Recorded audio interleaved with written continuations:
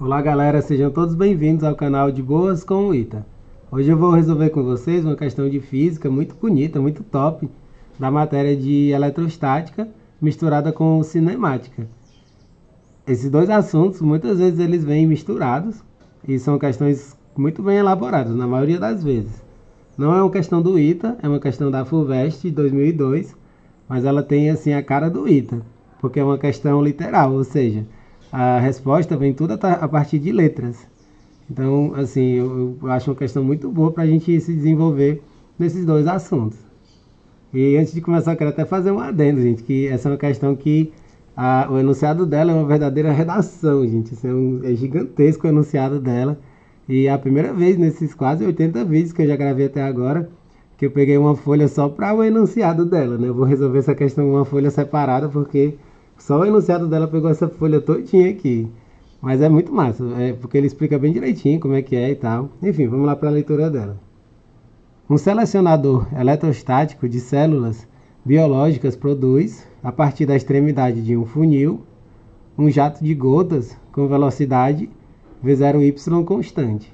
As gotas, contendo as células que se quer separar, são eletrizadas. As células selecionadas do tipo K em gotas de massa emisão e eletrizadas com carga menos Q são desviadas por um campo elétrico uniforme E, criado por duas placas paralelas carregadas de comprimento L0.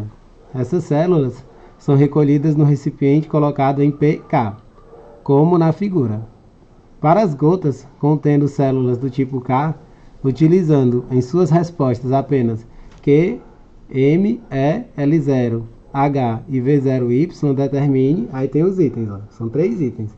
Item a aceleração horizontal AX dessas gotas, quando elas estão entre as placas. Item B, a componente horizontal Vx da velocidade com que essas gotas saem no ponto A da região entre as placas.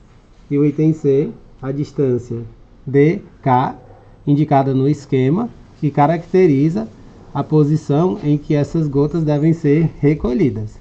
E aí tem o OBS final, né, a observação final da questão, é que diz assim, que nas condições dadas, os efeitos gravitacionais, eles podem ser desprezados.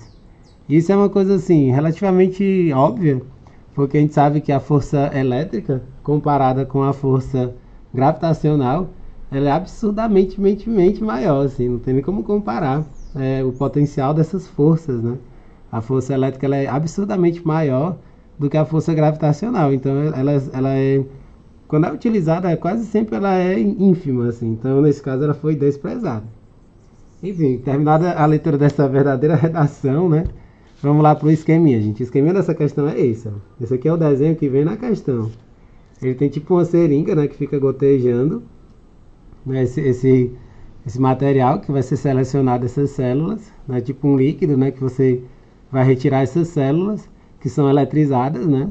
E aqui você tem muito massa, gente. Assim, esse esqueminha, ele tem tipo isso. Você tem aqui um recipiente, né, que vai pegar aqui parte delas é de um tipo e aquele que vai ser de um outro tipo que vai ser desviada para esse outro recipiente aqui, né? Que aí você vai ter essa separação. E aí o que você tem aqui? Você tem o L0, que é o comprimento dessas placas. Você tem aqui o H, que é essa distância da placa até a boca aqui do recipiente. Eu esqueci só de colocar aqui essa parte circular aqui, né? Aí você tem essa distância H aqui. Você tem esse DK que ele também quer. E basicamente é isso, gente. Aí a partir daqui, a gente vai fazer tudo aquilo que a questão quer. Aí o que eu fiz? Eu vou pegar uma folha separada e colocar um esqueminha bem mais comprido, assim, né? Para ficar fácil da gente perceber como é que é a resolução dela. Beleza? Então, vamos lá. Eu fiz aqui esse desenho separadamente numa outra folha. Eu coloquei o desenho bem maior. Aqui a gente tem essas placas, né? Que tem um campo elétrico. E aí o que acontece? Você tem as cargas negativas, que elas vão em direção à placa positiva, né?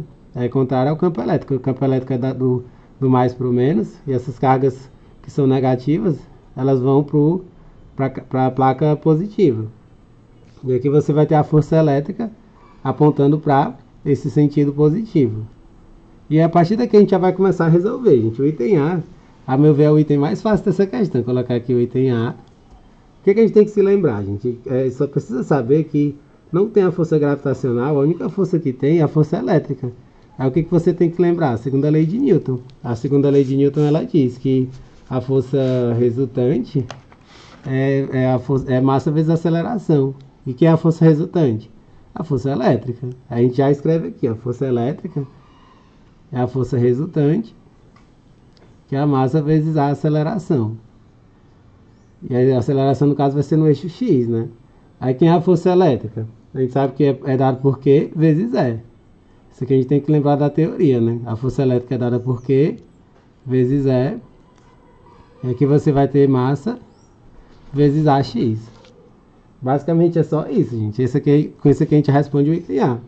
Basta passar o M dividindo, ó. AX vai ser Q vezes E sobre M. Simples assim. Você vê como é fácil, né?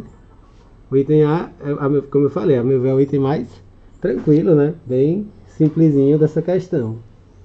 Aí vamos lá para o item B, gente. O item B, eu vou reler aqui para vocês. Ele diz: a componente horizontal Vx da velocidade com que essas gotas saem do ponto A da região entre as placas.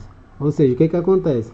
O corpo ele vem aqui de cima, ó, ele está aqui em cima, ele vem com a velocidade Vy, né? Eu vou escrever aqui essa velocidade V0y. E aí no eixo Y, ele vai ficar com essa velocidade constante, né? Aqui você vê que ele sai, ó. A velocidade aqui com que ele sai continua sendo V0y. Porque ele só vai ter aceleração no eixo X. Então aqui para fazer o item B, o que a gente precisa se ligar? É do tempo para atravessar essa placa. A gente consegue saber o tempo que ele atravessa essa placa pelo movimento uniforme, né? O eixo Y é o MRU, movimento retilíneo uniforme. Ele vai ter velocidade constante V0y. Então o que a gente vai fazer? Velocidade, espaço sobre tempo. Velocidade média, né? V0y vai ser o ΔS, que é o L0, dividido por T. Só isso, gente. Você vê como é tranquilo, né? Aí aqui o que eu posso fazer? Eu posso isolar o T. Fazendo uma inversão aqui, ó. Fica T é igual a L0 dividido por V0y. Aí aqui a gente aguarda esse T, ó. Esse T ele é dado por isso, L0 por V0y. Aí o que a gente tem que se ligar agora? A gente tem que lembrar que o movimento no eixo X ele é um MRUV, né? Ele é um movimento acelerado. MRUV. Essa aqui é a parte mais da cinemática da questão, né? E aí, sendo um movimento acelerado, como ele só quer saber a velocidade final x, você utiliza a fórmula da função horária da velocidade, né? Você não tem que ver igual a V0 mais AT, né? Essa aqui é a fórmula. Eu vou fazer isso por Vx. Ó. Você vai ter Vx é igual a V0x mais AX vezes T. É só você colocar tudo aqui como sendo x. A velocidade de V0x, gente, é zero, porque ela está partindo lá de cima, né? Você vê que é um gotejamento, ele parte lá de cima e ele não vai ter nenhuma velocidade no eixo x, ele só vai ter velocidade no eixo y no começo, né? Quando ele entra nas placas. Então V0x é zero, tranquilo? Aí o que eu faço agora? É só substituir. O AX eu pego do item A, ó, e o T eu pego do que eu acabei de calcular. Aí assim eu chego na resposta. Você vê que nem faz tanta conta assim, né? Você vai ter Qzão sobre M, que é o AX. E esse T, quem é o T? Vai ser L0 sobre V0y. Essa é a expressão do Vx, ó. A gente guarda essa expressão, porque esse é o resultado do item B. Beleza, gente? Aí vamos lá para o item C agora. O item C, eu fiz aqui o desenho bonitinho para poder vocês perceberem que quando ele chega aqui nesse ponto A da questão, saindo da placa, ele vai ter, a velocidade dele vai ser tipo oblíqua, né? Ele vai fazer uma angulação, só que é um movimento retilíneo. Isso é que é o bacana dessa questão, gente, porque deixa de atuar a força elétrica. Quando ele sai da placa, a força elétrica não tem mais. E aí ele passa a ter um movimento retilíneo. Aí vai ser tipo oblíquo, né? Ele vai ter um MRU, só que no sentido oblíquo. Aí o que eu tenho que fazer? Eu preciso separar o Vx do Vy. Quando eu tenho um MRU oblíquo, Isso acontece de vez em quando, né? A gente só faz isso muito nas questões assim que exigem um pouco mais, né?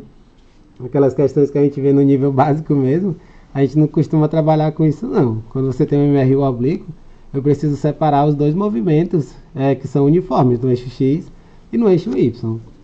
Vamos fazer aqui todos os dois. Ó. Primeiro no eixo Y. Ó. No eixo Y, o que a gente tem no eixo Y? A gente vai ter V0Y é igual ao delta SY, que é o que? O H, ó, sobre T. Aqui eu vou chamar de T', certo? Esse tempo aqui eu vou chamar de T'. Isso é o eixo Y, né? Eu já vou fazer logo aqui do lado o eixo X. Ó. O eixo X você vai ter quem? Você vai ter esse Vx, vai ser constante, ó. A velocidade Vx vai ser constante, essa expressão meio feia aqui. Você vai ter Vx é igual ao dk, né, que é o delta Sx, que é o dk, que é o objetivo da questão. O objetivo desse item C é saber quem é esse dk, dividido pelo mesmo tempo. O tempo que ele leva para chegar nesse ponto aqui, ó, que é o ponto onde vai ter o recipiente recebendo essas gotas, é o mesmo tempo que ele leva para ir para o eixo X e o tempo que ele leva para o eixo Y. Não vai ter diferença de tempo. O tempo é o mesmo. T'. Então, o que eu vou fazer aqui? Eu vou isolar esse T', né? Eu vou pegar aqui, ó. Você vai ter o dk Vx vezes T'. E quem é o T'? Vou pegar aqui do cálculo anterior, né? O T' é H sobre V0Y. A gente sabe que o T' vale isso, H sobre V0Y. Então aqui é só a gente substituir, a gente vai chegar na resposta final, ó. O dk, a gente vai substituir esse Vx por essa expressão grandona que a gente fez do item B, ó. Que é sobre M, L0 sobre V0Y. A gente substitui Q vezes E vezes L0 sobre M V0Y. E esse T', essa expressão que eu isolei aqui, ó. H sobre V0Y. Aí você vê que a única expressão que aparece mais de uma vez é o V0Y. Ele aparece ele vezes ele, então vai ficar ele ao quadrado. Essa é a resposta final, ó. dk vai ser Q, E, L0, H sobre M, V0Y ao quadrado. E aí você chega no resultado do item C. E tudo em função do que a questão tinha dito. Ela disse que colocasse as respostas tudo dentro dessas letras, que são as letras possíveis, né? Então tem aqui, ó, o item A, só recapitulando, o item A, Q é sobre M, item B, Q é L0 sobre M V0Y, e o item C, Q é L0 H sobre M V0Y ao quadrado. Beleza, gente? Espero que vocês tenham entendido a resolução dessa questão. Eu achei essa questão muito bonita, muito top. Ela tem muito mesmo a cara do ITA. E vão estudando, gente. É bom que vocês vejam questões nesse estilo para chegarem bem afiados nessa prova. Beleza, gente? Não deixem de dar um joinha no vídeo, seguirem o canal, compartilharem com os amigos de vocês e acompanhar os próximos vídeos que forem chegando. Valeu, galera!